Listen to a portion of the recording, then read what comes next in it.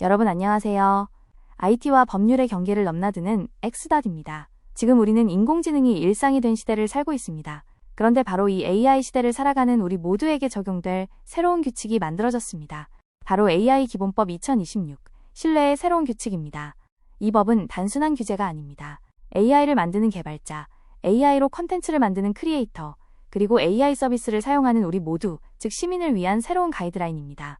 가장 중요한 사실은 이 법이 2026년 1월 22일부터 시행된다는 점입니다. 이제 정말 얼마 남지 않았죠. 오늘 이 영상에서는 이 법이 구체적으로 우리에게 어떤 의미를 가지는지, 무엇을 준비해야 하는지 완벽하게 정리해드리겠습니다. 이 영상 하나로 AI 기본법에 대한 모든 궁금증을 해결해보세요. 그렇다면 이 법은 어떻게 혁신과 안전, 두 마리 토끼를 동시에 잡으려고 하는 걸까요? 그 핵심 철학부터 살펴보겠습니다. 이번 AI 기본법의 핵심 철학은 한 단어로 요약할 수 있습니다. 바로 균형입니다. 슬라이드에 보이는 저울처럼 이 법은 두 가지 가치를 함께 추구합니다. 저울의 한쪽에는 지능이 있습니다. 산업 지원, R&D 자금, 세제 혜택, 인공지능단지 조성 등을 통해 우리 AI 산업의 성장을 힘껏 밀어주겠다는 의지입니다. 그리고 다른 한쪽에는 규제가 있습니다. 고영향 AI에 대한 규제, 투명성 의무 부과, 이용자 보호, 그리고 AI 윤리 원칙을 통해 기술이 안전하게 사용되도록 최소한의 안전장치를 마련한 것이죠. 이는 모든 것을 금지하는 것부터 시작하는 유럽의 AI 법과는 다른 접근입니다. 한국의 AI 기본법은 세계 최초로 안전과 지능의 균형을 추구하는 포괄적 법률이라는 점에서 큰 의미가 있습니다. 이러한 균형은 이제 막 폭발적으로 성장하는 AI 산업의 발목을 잡지 않으면서도 기술이 초래할 수 있는 사회적 위험을 최소화하려는 정부의 고심이 담긴 결과입니다. 또한 시장이 새로운 법에 적응할 시간을 주기 위해 최소 1년의 계도기간을 부여하는 정책적 유연성을 발휘했습니다. 기업들 입장에서는 법규를 준비하고 시스템을 갖출 소중한 시간을 번 셈입니다. 자, 그렇다면 내가 만들거나 사용하는 AI는 이 법에 어디에 해당할까요? 다음 슬라이드에서 그 분류 기준을 명확히 짚어보겠습니다. 이 법을 이해하기 위해 가장 먼저 해야 할 일은 내가 다루는 AI가 다음 세 가지 유형 중 어디에 속하는지 파악하는 것입니다. 법적 의무가 유형별로 완전히 달라지기 때문입니다. 첫째, 고영향 인공지능, 이름 그대로 사람의 생명, 신체 안전, 그리고 기본권에 중대한 영향을 미치는 AI를 말합니다. 예를 들어 의료진단 AI, 에너지나 수도 같은 핵심 인프라 제어 AI, 그리고 채용이나 대출 심사 AI가 여기에 해당합니다. 둘째, 생성형 인공지능, 요즘 가장 뜨거운 분야죠. 데이터 패턴을 학습해서 텍스트, 이미지, 영상 등을 새롭게 생성하는 AI입니다. 우리가 잘 아는 LLM, 챗GPT, 미드저니, 그리고 딥페이크 기술이 모두 여기에 포함됩니다. 셋째, 고성능 인공지능, 이는 막대한 연산 능력을 보유한 초거대 모델을 지칭합니다. 법에서는 누적 연산량이 10의 26제곱 플랍스 이상이라는 구체적인 기준까지 제시하고 있습니다. 이 세 가지 분류는 이 법의 핵심인 위험 기반 접근법, Risk-Based Approach를 보여줍니다. 즉, 잠재적 위험이 클수록 더 많은, 그리고 더 엄격한 의무가 부과되는 구조인 것이죠. 이제 그 구체적인 의무들을 살펴보겠습니다. 자, 그럼 본격적으로 첫 번째 파트를 시작하겠습니다. 바른 수일, 인공지능 사업자. 이번 파트에서는 개발자와 기업을 위한 의무 가이드를 집중적으로 다뤄보겠습니다. AI 기술을 개발하거나 서비스를 제공하는 기업이라면 반드시 주목하셔야 합니다. 가장 먼저 우리 사회에 가장 큰 영향을 미칠 수 있는 고영향 인공지능 사업자의 책임부터 시작하겠습니다. 혁신에는 책임이 따릅니다. 고영향 인공지능 사업자에게는 다음과 같은 네 가지 핵심 의무가 부과됩니다. 사전 확인. 만약 우리 회사의 서비스가 고영향 AI에 해당하는지 불확실하다면 과학기술정보통신부 장관에게 확인을 요청할 수 있으며 장관은 30일 내에 회신해야 합니다. 섣부른 판단으로 법을 위반하는 리스크를 줄일 수 있는 제도적 장치입니다. 위험관리 시스템. 제품의 기획부터 개발, 출시, 폐기까지 전 수명주기에 걸쳐 발생할 수 있는 위험을 식별하고 이를 완화할 조치체계를 반드시 구축해야 합니다. 3. 설명 가능성. AI가 왜 그런 결과를 도출했는지 그 주요 기준과 학습 데이터의 개요를 이용자에게 설명할 수 있어야 합니다. 이는 기술의 투명성을 높이고 사용자의 신뢰를 확보하는 데 결정적인 역할을 합니다. 4. 책임보험. 만일의 사고에 대비하고 서비스의 신뢰성을 확보하기 위해 보험에 가입하거나 준비금을 적립해야 합니다. 특히 에너지, 수도, 원자력, 교통, 보건의료, 채용, 대출 등의 분야에서 사업을 하는 기업이라면 이 네 가지 의무사항을 지금 바로 준비해야 합니다. 그렇다면 초거대 모델을 개발하는 기업은 어떨까요? 다음 슬라이드에서 알아보겠습니다. 고성능 인공지능, 즉 초거대 AI 모델에는 그 엄청난 잠재력만큼이나 무거운 책임이 따릅니다. 법에서 제시한 기준은 10의 26제곱 플롭스. 슬라이드의 게이지가 가리키는 것처럼 이는 GPT-4급 이상의 초거대 모델에 해당하는 막대한 연산량입니다. 이러한 모델을 개발하는 사업자는 다음 3가지 의무를 지켜야 합니다. 위험식별, 개발부터 폐기까지 AI의 전 생애 주기에 걸쳐 발생 가능한 위험을 평가해야 합니다.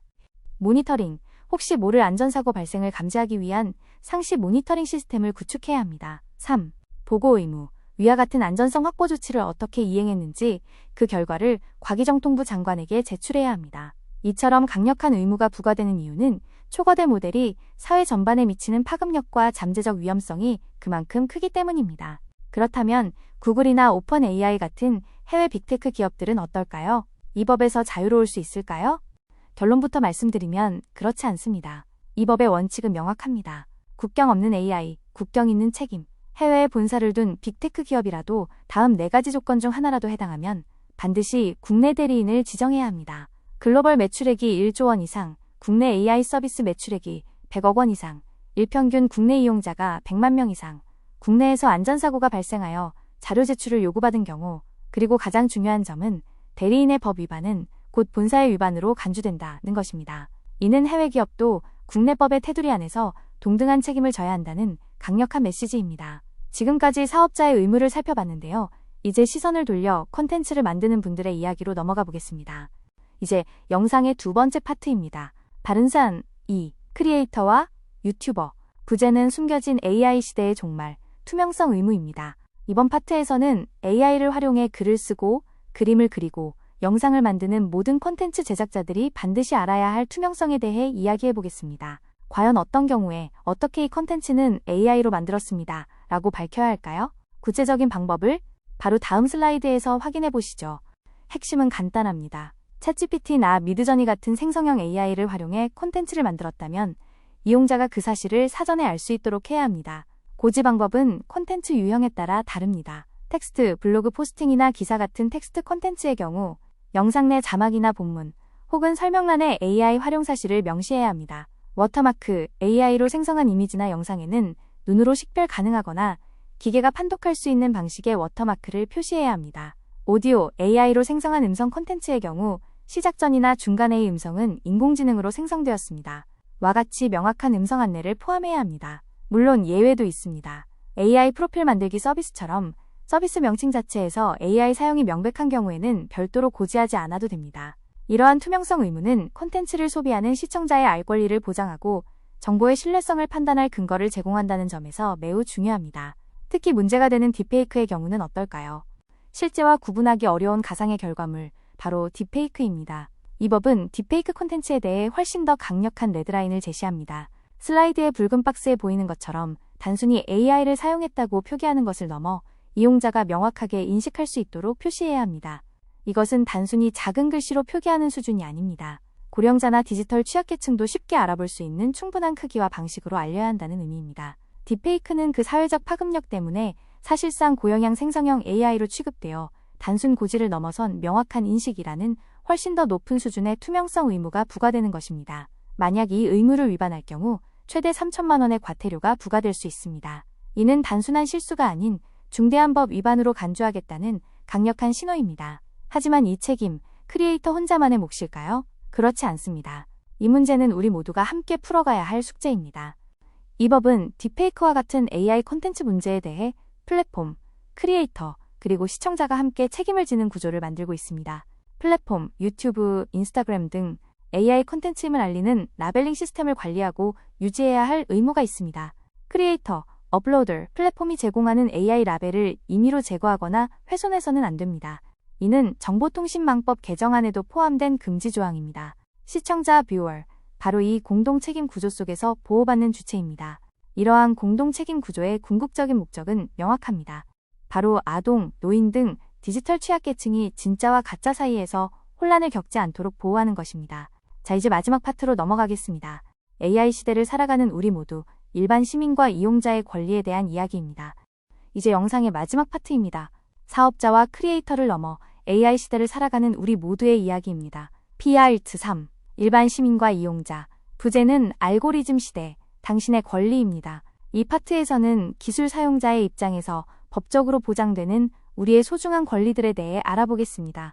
AI 시대에 반드시 알아야 할 당신의 권리, 지금부터 하나씩 살펴보겠습니다. AI 기본법은 기술의 발전 속에서 인간의 존엄성을 지키기 위해 우리에게 4가지 핵심 권리를 보장합니다. 알 권리. 내가 지금 대화하는 상대가 사람이 아니라 챗봇과 같은 AI라면 그 사실을 명확히 통지받을 권리입니다. 설명 요구권. 특히 채용이나 대출 심사처럼 내 삶에 중대한 영향을 미치는 고영향 영역에서 AI가 내린 결정에 대해 그 이유를 물을 권리가 있습니다. 3. 생명법과 신체보호. 자율주행차나 의료 AI 등 AI로 인해 발생할 수 있는 물리적 위협으로부터 안전하게 보호받을 권리입니다. 4. 취약계층 보호. 노인, 장애인 등 디지털 취약계층도 차별 없이 AI 기술의 혜택을 누릴 수 있도록 이용 편의를 보장받을 권리입니다. 이 4가지 권리는 AI 기술이 무분별하게 사용되는 것을 막고 오직 인간을 위해 사용되도록 보장하는 최소한의 안전장치라고 할 수 있습니다. 그렇다면 이 법을 지키지 않았을 때는 어떤 처벌을 받게 될까요? 법은 집행될 때 비로소 힘을 갖습니다. AI 기본법 위반 시에는 다음과 같은 제재가 따릅니다. 위반 시 제재. 앞서 말씀드린 딥페이크 표시 의무 위반이나 해외 기업의 국내 대리인 미지정 등의 경우 최대 3천만 원의 과태료가 부과됩니다. 사안에 따라서는 문제가 된 서비스의 중지 또는 변경을 명령하는 시정명령, Corrective Orders이 내려질 수도 있습니다. 계도기간. 다만 산업계의 적응을 돕기 위해 법 시행 후 최초 1년, 즉 2027년까지는 계도기간이 주어집니다. 하지만 여기서 정말 중요한 주의사항이 있습니다. 계도기간 동안 과태료는 유예될 수 있지만 만약 시정명령을 받고도 이행하지 않는다면 그로 인한 기업의 평판 리스크는 즉시 발생한다는 점을 꼭 기억해야 합니다. 이제 이 모든 내용을 정리하며 전체 타임라인을 통해 영상을 마무리하겠습니다. 자, 그럼 이 법이 우리에게 오기까지의 전체 타임라인을 정리하며 영상을 마무리하겠습니다. 2024년 12월 AI 기본법이 국회를 통과했습니다. 2025년 말 구체적인 내용을 담은 시행령과 가이드라인이 확정될 예정입니다. 2026년 1월 22일 드디어 법률이 본격적으로 시행됩니다. 2027년 1년간의 계도기간이 종료되고 법이 전면적으로 집행됩니다. 여러분, 이제 AI 시대에서 법을 준수하는 것, 즉 컴플라이언스는 단순히 규제를 피하기 위한 비용이 아닙니다. 컴플라이언스는 규제 대응이 아니라 지속 가능한 서비스를 위한 첫걸음입니다. 사용자의 데이터를 안전하게 보호하고 투명하게 소통하며 책임감 있는 서비스를 제공하는 기업만이 결국 사용자의 신뢰를 얻을 수 있습니다. 그리고 그 신뢰야말로 AI 시대의 가장 강력한 무기가 될 것입니다. 2026년, 신뢰가 바로 여러분의 경쟁력입니다. 오늘 영상이 도움이 되셨다면 구독과 좋아요 부탁드립니다. 감사합니다.